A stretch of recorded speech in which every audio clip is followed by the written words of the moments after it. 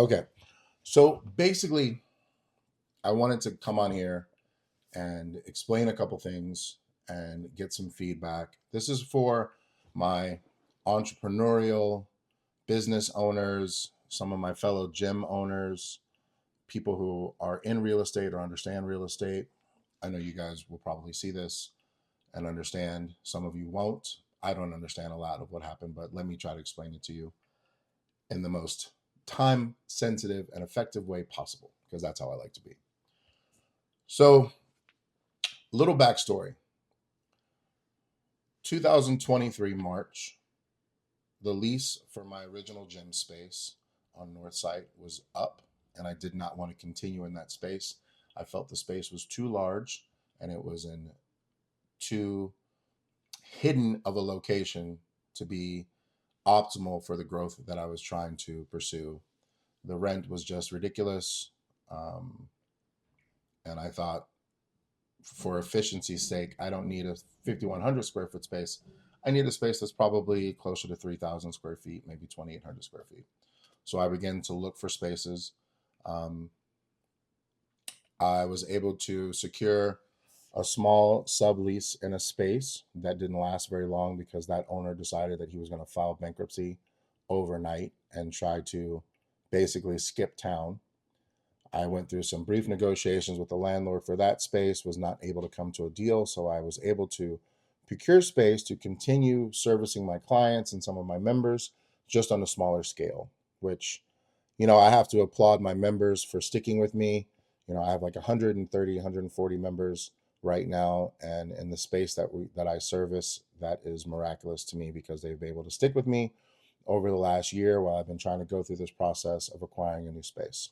And here is where we get to the interesting part of the story. So I was able to secure a broker, a commercial broker in Scottsdale, who I was assured was a good broker. Began to talk to them about my needs and my requirements, what I was looking for, and they started presenting spaces to me. And that started roughly in June of 2023. So June, July, early August, the broker comes to me and says, "Hey, I found a space. It's a little bit outside of the area in which you were looking, but they're open to a fitness business. It's got the right square footage, it's got the right amount of parking. I believe it's on a great intersection for you. Let's take a look at it." So around this time, we went down end of July, 1st of August. We looked at the space. I love the space. It was smaller than the space I had before. It was in a far better location, much more foot traffic, much more road traffic, much more visibility. So prime location to an extent, in a great shopping center. Or I would say my broker and I began to have a discussion with the broker who was representing the space. And he said, "Yes, we're open to fitness. We're looking for this. We've got this." I was in a rush to get into a new space. I wanted to get my clients back to their normal routine. I wanted to get my members back to their normal size classes.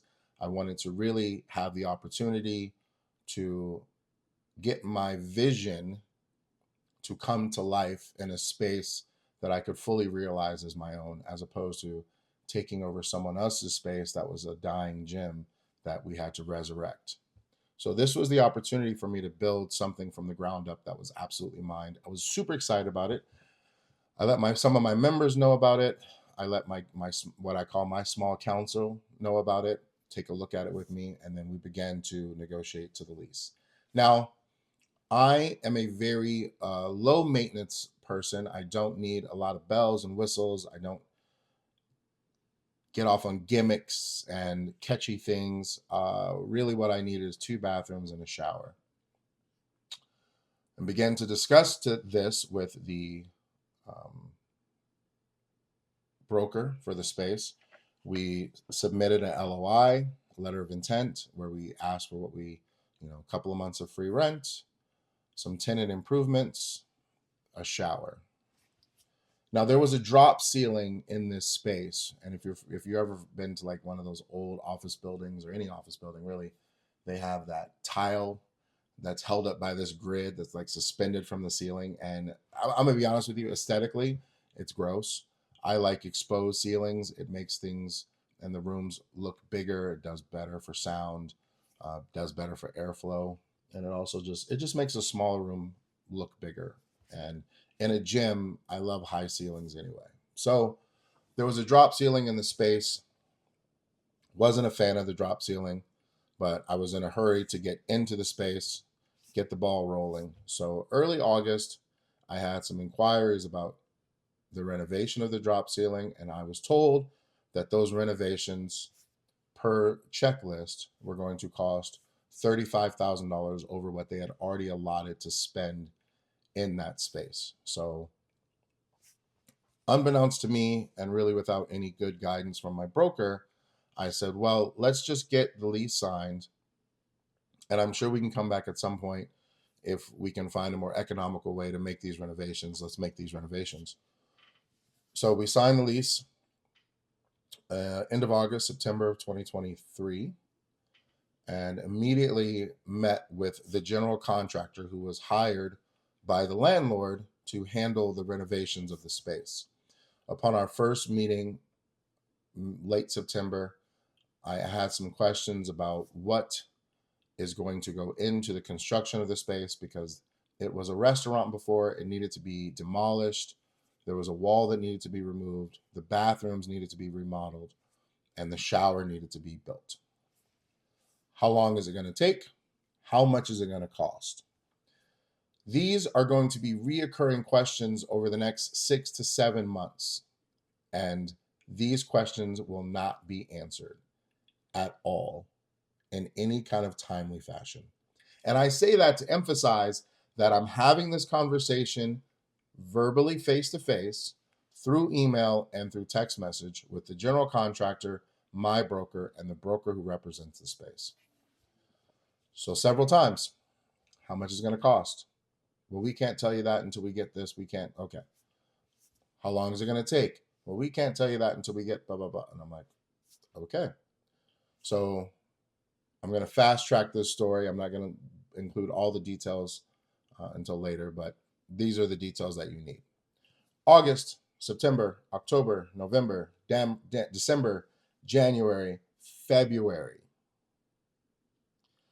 Asking these same questions. How much is it going to cost? When is it going to be done? What's the estimate? Can you give me a ballpark? What are we looking at? How are we doing? What's the progress?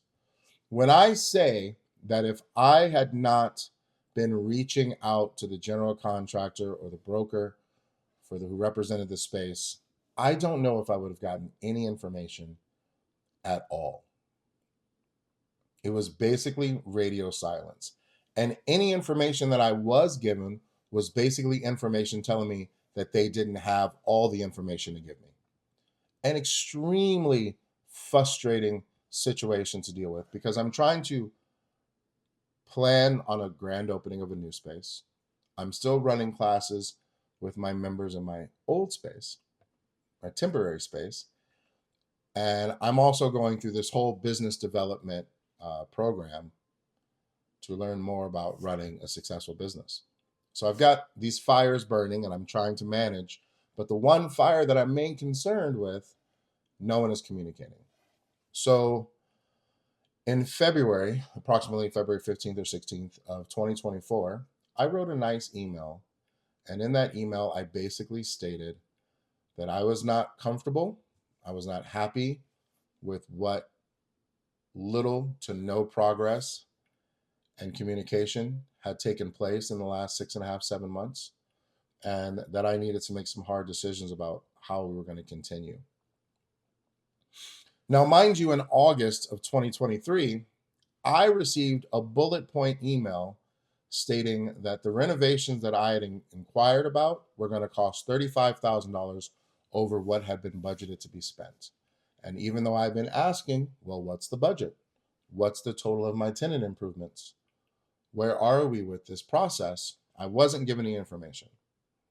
So it was a shock to me that 4 days after sending this very nice professional presented email, that I was really in doubt that this endeavor was going to be successful in the route that it was going, with all these delays or inconsistent or non-existent communication with the general contractor and the broker, I received a renovation estimate of $110,000. Now, needless to say, I was shocked. I didn't understand it. I'm not a construction person. I also didn't understand how someone could tell me a number in August and then triple that number in February. So I called an emergency meeting with my engineer, with my broker, and the general contractor. Now, I asked the broker of the space, who was representing the landlord, to be present at that, but he was not. Now, mind you, I've never met this other broker. I've just been dealing with my broker and the general contractor hired by the broker. So this meeting took place on February 29th. It was about 45, 50 minutes long. And during this meeting, I was reassured of my gut feeling that something was not right. Now, I should say that I met with my own general contractor and had a deep conversation with another general contractor, that I presented pictures, I presented the scope of work, I presented a video of the space to compare the estimate that I was given by the contractor that represented the landlord and the contractors that I tapped. And they both informed me separately that the bid that I received for $110,000 was extremely overblown. One of them stated that the work that I was looking at, I was requesting, should cost no more than $50,000. Due to my frustration, and unbeknownst to the general contractor that I had met with, I had this information in my pocket, but I wanted to get his general knowledge or response to some of my questions. And I can tell you that I would consider his responses, I would consider his input to be on the verge of incompetent. I would almost say criminal, to the fact that if you call a meeting about a job and you show up to the meeting and say you weren't prepared to answer specific questions about that job, I'm going to call your competency into question. So during this meeting, I asked several questions, and the answers that I received did not make sense. I also went line for line down the scope of work which this general contractor provided and found numerous errors in his own breakdown, but also contradictory to the information I was given by the other two contractors. In this meeting, I was also told that the estimate that I received at the end of February had actually been available in December before permits were submitted for the building of the space. Now, I find this to be a very troubling thing, considering I've been asking for months about what's the estimate, what's the cost going to be, what is this investment going to look like, and I was told nothing all the way up until February, when in fact the general contractor says, well, the brokers had these numbers since December before they submitted permits, which means that if you know anything about the city of Scottsdale, I guess the permitting process here is long and arduous, to say the least. So to have this information now at the end of February, beginning of March, that this information was available in December but just not given to me, did not sit right with me. It was a huge red flag to the behavior and the competency, and should I say the ethics of the people who I was dealing with. It was at this time that I informed this general contractor that I'd rather bring in my own general contractor. And he informed me that that would be tricky because his names were on the permits and the plans, even though those permits and plans were submitted without my final approval. Put me in a very, very tight situation, a situation where I had to figure out what was the best thing for me, what was the best thing for my business. So we started to talk about possibilities, how to maneuver this enlarged estimate or problem. And I presented a couple of different options. I talked to a couple of people I know who are very prominent in commercial real estate. And they said, Dwayne, you could just amortize those costs into your lease over the next couple of years. It'll up your rental rate a little bit, but at least you'll have the space that you need and want. And the cost won't be so monumental upfront. And I said, that's a great idea. So we began to have that discussion with the broker for the landlord who represented that space. And he said he was going to have some questions. He would talk to the landlord. He wasn't sure if he was up to it. But we started proposing these questions, and we were at no point were we told no. It was seen as a viable option. So March, April, I'm really getting anxious because we're not getting back and forth that we need to get. We're not making the progress that I think that we need to get. The permit was submitted in December. We still don't have the permit. The permit finally arrives at the end of March, but we're still trying to figure out who is paying for what and how it will be paid for. I was informed that on end of April, beginning of May, that in fact the landlord wanted to have a conversation with me. Now, mind you, I've never spoken to this gentleman, never met him, have no conversations or communications with the landlord themselves. I'm only dealing with his broker and his general contractor. So we had a group phone call with the landlord. I will tell you that as a business professional, the onset of the phone call was troubling. The landlord asked me questions about my business, what we did, how much we charge, how much we make. My reply to him was, sir, we sent you 3 years of tax returns and 2 years of projections at a very modest rate of growth based on this space. And he said to me, I don't pay attention to that. I don't look at any of that. Which I don't understand, because if you don't look at any of the documents that we sent you, how do you choose who you're putting in your space? Needless to say, I was a little frazzled, kept my professional demeanor, and I gave the landlord 3 options on how we could move forward amicably to make this deal work. My first option was looking over the scope of work based on the $110,000 estimate. There were 2 major expenses on that. Well, there were 3, but there were 2 major expenses having to do with the construction of the space, one of them being the electrical and the other being the mechanical. I proposed, since when I leave the space, that I'm not going to take the electrical work with me or the mechanical work, that if the landlord would pay for half of each of those, then I would cover the rest. And he said no.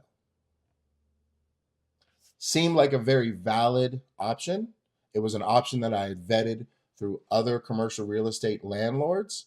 And these were actually options that they presented to me that I should present to them, because in their experience, this is what has worked for them and is the most logical way to facilitate the future of the business and the tenant and landlord relationship. So the second option that I presented was the amortization of the cost with an additional 8% paid to the landlord over the course of the 5 years of the lease. He informed us that his broker had told us no 3 times, which I said, that is not correct. We have several emails and conversations back and forth between my broker and your broker, including myself, about what we'd be willing to do and how we'd be willing to work out an amortization schedule. And as a matter of fact, I thought that the phone call that we were taking was really to hammer out an amortization schedule. I was wrong. So the second option for amortization was not uh, accepted by the landlord. So I gave him a third option, which is a go for broke option, which I really feel, and mind you, I vetted this option with other commercial real estate landlords. I said, here's the deal. In my lease, you gave me 2 months of free rent. You gave me minimal amounts of tenant improvements, which there was actually never a number for the tenant improvements in my lease, which is why I was asking how much you were giving me for tenant improvements. But I said, regardless of that, I will pay for the entirety of the tenant improvements that I want that have been permitted, even though I didn't sign off on that pricing. I'll pay for it. In lieu of doing that, I would ask for an additional 3 months of free rent to be put on the back of my lease. So I could start out with 5 months of free rent or rent abatement so that I could absorb some of the costs of the additional $100,000 that I'm going to be spending. And he said, no, your rent starts when it starts. Now, if I were to describe the demeanor of this landlord, I would say it was non-compromising, indifferent, difficult, without flexibility. I took that as a red flag because dealing with the gentleman that I've dealt with my entire life as a business professional, I know that there's always room to negotiate. There's always room for compromise, especially if it's a win-win. So I informed the landlord that I would talk to my investors and my small counsel, and that I would get back to him in 2 days. And he told me he needed a response the next day, that he had been sitting on a permit for a month and nothing has happened. Meanwhile, during that month, while the permit was submitted, we got another bid from another general contractor, which was recommended by his broker, whose bid was far above board and what I was told this job should cost. We were also talking about amortization, which he says I was told no, but I have no documentation of that. And so I said, listen, I'll get back to you by Friday. And he said, no, I need you to hear something by tomorrow. It's a very simple thing. You talk to your investors. It doesn't sound like you have your deal in place. You sound like you're a small business, and it'd be good to have you in there, but you're not Wells Fargo. You're not CVS. Basically, I'm not going to take a chance on you because I don't have to. Now, I wanted to verify that if this deal didn't happen, that I would at least recover the $30,000 in first month and deposit that I had already paid to them back in November, December of 2023. And the landlord abruptly told me, no, you'll get nothing. Now, I found that strange because considering what the contract read is I'd never taken possession of the actual space. Construction really hadn't begun. He says, you'll get nothing. And then he says, well, I can go the other way and I can just come after you for breach of contract for the entirety of the lease. And this is when I went. So we went from having a conversation about how we can make this work to basically threatening to sue me for breach of contract because your broker and your general contractor didn't communicate correctly, didn't hold up their end, and basically hid information and presented misleading information. So I said, okay, let me talk to my investors, my small counsel. And I talked to them, and I appreciate you guys for helping me out. And needless to say, the deal wasn't made. The deal wasn't made. I had to say no. I had to take my gut instinct and walk away. And part of the main reason I walked away is right before the conversation with the landlord, I had another conversation with the broker who was referred to me by someone who I trust dearly in business, very successful, very knowledgeable, who found a commercial real estate broker with 23, 24 years of experience in Scottsdale and Phoenix in general, and worked with a lot of fitness spaces. And when I got this person on the phone, I had some questions based on my experience over the last, 7 or 8 months dealing with this space. And first question I said, hey man, if I have a space that's 2,800 square feet, 3,800 square feet, and I wanted to do a drop open ceiling renovation, how much do you think that would cost?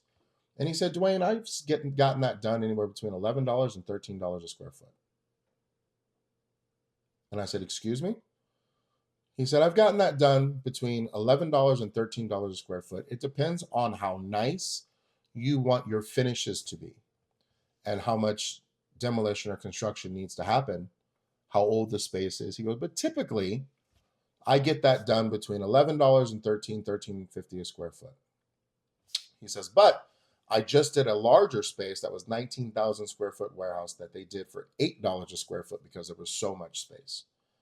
So I said to him, well, listen, if I have a space that's 3,800 square feet and I multiply that by 12, it's about $45,000 for a complete open ceiling renovation. He said, yeah, 45, say 50. You might have a few changes here, but it shouldn't be that much of an expense. I informed him of the estimate that I got, and he said, basically, you're being ripped off. There's no way that it should cost that much. I sent him pictures of the space. I sent him videos of the space, and he basically said, yeah, there's no way that should cost that much. So what I'm telling you guys is I was willing to give 3 options on how to make this work, pay above and beyond the market cost for this renovation. And I really just didn't get any help from the landlord, his broker, or his general contractor. So I informed them that I wouldn't be moving forward with the space. I requested my first month's rent back. I was informed that I would not get that. I was told that I needed to sign a lease termination agreement. And this was right around May 1st, 1st of May. I didn't sign the termination agreement. I immediately began to seek out the advice of different lawyers and my small counsel because I wanted to know what the recourse would be.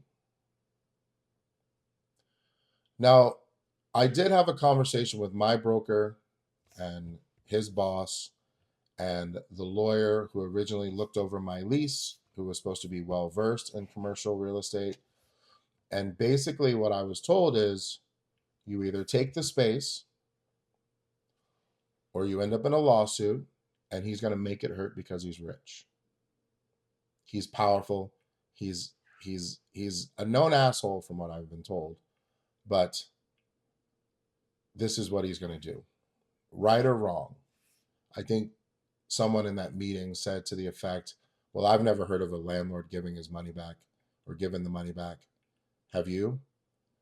And I was like, well, I don't know what you've dealt with before, but we're dealing with a case that I'm not sure has happened before. And if it has happened before, what has been the outcome of that? Because according to my lease and according to the small counsel and the real estate developers that I dealt with, according to my lease, I didn't take possession of the space until they completed the construction that was outlined in the lease, and that wasn't done.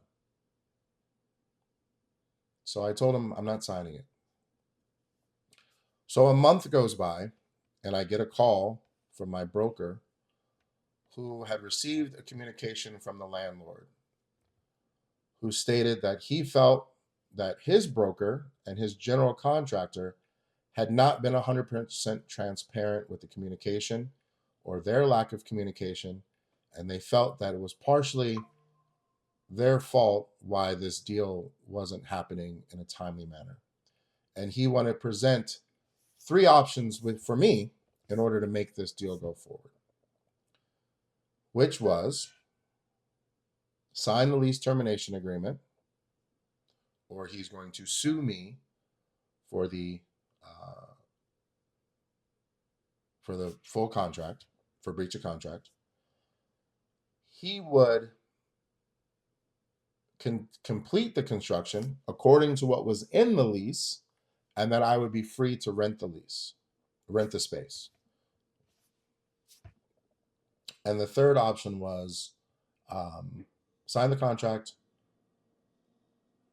and be done with it, or he was going to sue me. Those are the first two options: sign the contract, the lease termination contract, or he would sue me for breach of contract. Or the third option was he'll finish the construction that was outlined in the lease, and then I could take possession and rent. And I said, no, that's not going to happen. I want my deposit back. I want my first month's rent back. And he said no. So another week or so went by. I talked to the lawyers, looked at new spaces, working with a new broker, was presented with the lease termination agreement and an email from my broker who said, basically, listen, this is going to be a nasty lawsuit. It's going to cost more money. It's going to, take years upon years to reconcile. And we don't know what's going to happen. So reluctantly, and via email and conversations, I sent the lease termination agreement back stating that I wanted my first month's rent back. I was okay with getting, forfeiting my deposit, but I wanted my first month's rent back. I wanted at least half of my $30,000 back. And the landlord said no. So I read over the lease termination agreement, which is this piece of shit here. And funny enough, consent by guarantor. The undersigned, as guarantor of the lease, hereby consents to and approves this lease termination agreement. The undersigned agrees to keep in strict confidence and not divulge the existence, contents, or provisions of this agreement to anyone without the written consent of the landlord unless ordered by a court of competent jurisdiction. Basically, I'm saying all that to say this. I really don't give a fuck. I didn't name any names in this video. This video is basically me letting my members know and letting other people out there know what has happened. I own a boxing gym. I'm not here to be bullied because you think you have money or because you think you have power. I don't care. I want my $30,000 back. And I'm about to make a stink. Because I never wanted to sign that termination agreement. I wanted my space. I wanted to run my business. I wanted to help my community. This isn't about me. It's about my members. It's about my clients. It's about my kids and my kids' classes, about my Parkinson's patients. It's about the service that I provide in my community and how the ineptitude and incompetence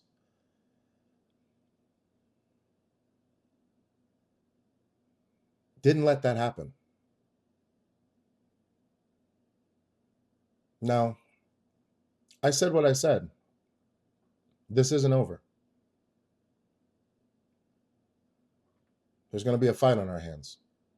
So now you guys know what's happened over the last year and why I'm looking at new spaces for the gym as opposed to the space that I really, really wanted.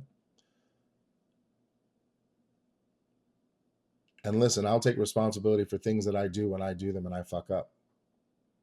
I didn't fuck this up. I thought I had surrounded myself with the right people to make the right decision and do the right thing. And obviously that wasn't the case. So now,